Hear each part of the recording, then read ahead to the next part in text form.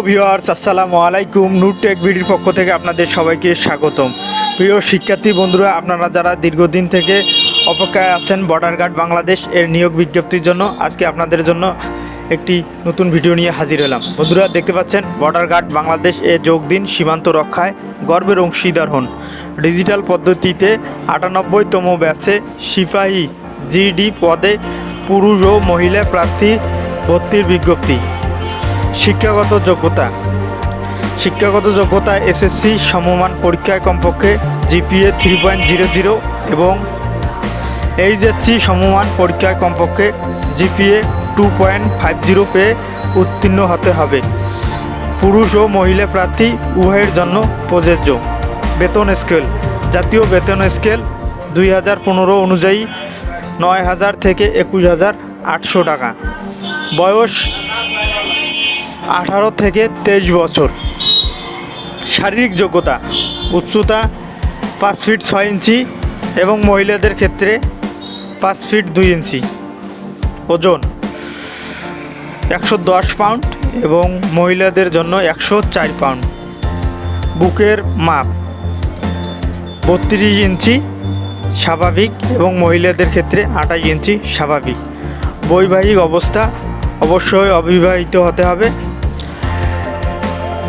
ভর্তির তারিখ ও স্থান সব কিছু SMS-এর মাধ্যমে জানানো হবে। বন্ধুরা, এখানে আবেদন পদ্ধতি SMS-এর মাধ্যমে রেজিস্ট্রেশন করার নিয়মাবলী। রেজিস্ট্রেশন করার জন্য আমি খুব সহজে কিভাবে করা যায় তার জন্য একটি ওয়ার্ড ফাইলে সব কিছু তথ্য লিখে রেখেছি। বিজিবি আবেদন পদ্ধতি A to Z। প্রথমে টেলিটক প্রিপেড মোবাইলের মেসেজ অপশানে গিয়ে নিম্নলিখিত তথ্যগুলো টাইপ করতে হবে। প্রথমে লিখতে হবে বিজিবি স্পেস এইচএসসি পাস ইয়ার space HSC board space HSC role space SSC pass ইয়ার space SSC board space SSC role space home district code. বন্ধুরা, হোম ডিস্ট্রিক্ট কোড আপনারা সার্কুলারে ভালোভাবে 7 নম্বর কলামে দেখতে পারবেন। এই যে হোম ডিস্ট্রিক্ট কোড, এখানে দেখুন ডিস্ট্রিক্ট নাম দেওয়া আছে এবং কোড দেওয়া আছে। পঞ্চগড় 1 এবং বান্দরবন 64 নম্বর। আপনারা আপনাদের ডিস্ট্রিক্ট কোড খুঁজে নিয়ে তারপর SMS করবেন। বন্ধুরা দেখতে পাচ্ছেন SMS। তারপর আপনাদের উপজেলা নেম এবং সেন্ড করতে হবে 16222 নাম্বারে। বন্ধুরা, এখানে আমি একটি এক্সাম্পল হিসাবে দিয়ে রেখেছি BGB space 2020 space DIN space roll number. আবার এসএসসি জন্য পাসিং ইয়ার দিছি, তারপর বোর্ড নেম এবং রোল নাম্বার, তারপরে দিয়ে এইখানে বন্ধুরা ডিস্ট্রিক্ট কোড, আমি এখানে আমার ডিস্ট্রিক্ট কোড 04, এই জন্য আমি এখানে ডিস্ট্রিক্ট কোড দিছি এবং নীলফামারী সদর। এখানে দেওয়ার পর সেন্ড করতে হবে 16222 নাম্বারে।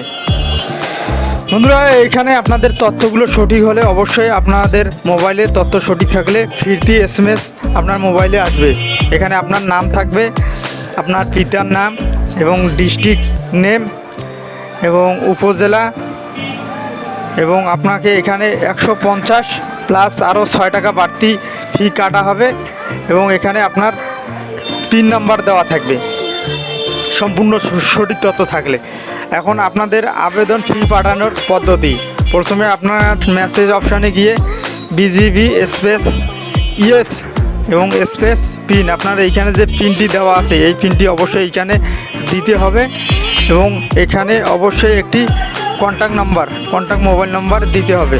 এখানে এক্সাম্পল হিসাবে দেখতে পাচ্ছেন আমি বিজিবি স্পেস ইএস স্পেস আমার পিন দিয়েছি এবং স্পেস একটি মোবাইল নাম্বার দিয়ে সেন্ড করেছি 16222 নাম্বারে।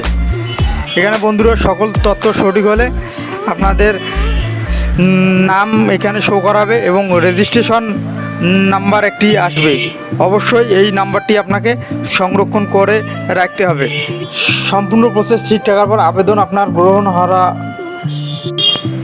আবেদন গ্রহণ করা হলে আপনার নাম এবং রেজিস্ট্রেশন নাম্বার, উপজেলার নাম এবং application for BGB 97 batch requirement accept এই লেখাটি আসবে।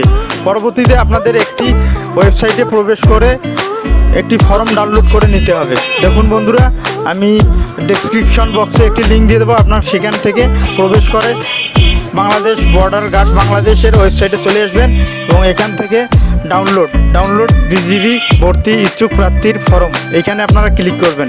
ক্লিক করার পর বন্ধুরা দেখতে পাচ্ছেন এরকম একটি ফর্ম আসবে, তা অবশ্যই আপনারা এখান থেকে ডাউনলোড করে নেবেন। ডাউনলোড করে নেওয়ার পর ফর্মটি বন্ধুরা দেখতে পাচ্ছেন ব্যক্তিগত তথ্যাবলী, এখানে রেজিস্ট্রেশনকৃত আইডির নম্বর, এই আইডিটি আপনাদের এই যে এখানে যে রেজিস্ট্রেশন আইডি নাম্বার দেওয়া আছে এটি অবশ্যই ফিল আপ করতে হবে এবং নাম, পিতার নাম, পিতার পেশা, মাতার নাম, মাতার পেশা, ভাই বোনের তথ্যাদি এবং বর্তমান ঠিকানা, স্থায়ী ঠিকানা, জাতীয় পরিচয়পত্র নম্বর, জন্ম তারিখ, ধর্ম, জাতীয়তা, বৈবাহিক অবস্থা, শিক্ষাগত যোগ্যতা এবং আপনার নিকটস্থ কোনো আত্মীয় স্বজন যদি কোনো সরকারি চাকরিজীবী হয়ে থাকে তাদের তথ্যগুলি এখানে পূরণ করতে হবে এবং ব্যক্তিগত স্বাক্ষর এবং তারিখ দিয়ে আপনাদের ফর্মটি সংরক্ষণ করে রাখতে হবে। পরবর্তীতে আপনাদের পরীক্ষার সময় এই ফর্মটি অবশ্যই প্রয়োজন হবে। তো বন্ধুরা, আপনারা দীর্ঘক্ষণ আমার এই ভিডিওটি দেখার জন্য অনেক ধন্যবাদ। আপনাদের সকলের দীর্ঘায়ু এবং সুস্বাস্থ্য কামনা করে আজকের ভিডিও আমি এ পর্যন্তই সমাপ্ত করতেছি। Thank you so much.